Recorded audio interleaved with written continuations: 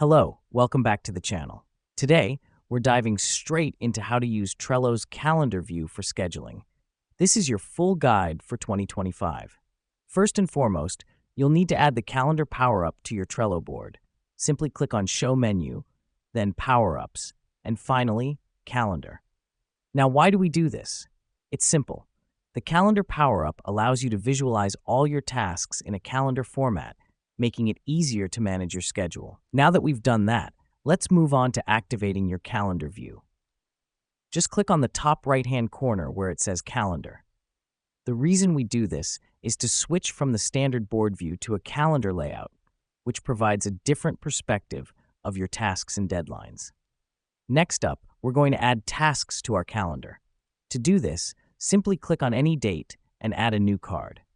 Remember to include a name for the task and set a due date. This helps us because it allows us to visually map out when each task needs to be completed, offering a clear overview of our workload and deadlines. Now let's get into the nitty-gritty of scheduling.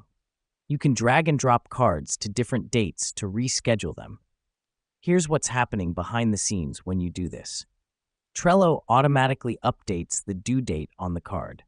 The beauty of this feature is that it enables quick and easy rescheduling and helps in maintaining flexibility in your plans. Lastly, don't forget you can view completed tasks by clicking Done in the calendar view.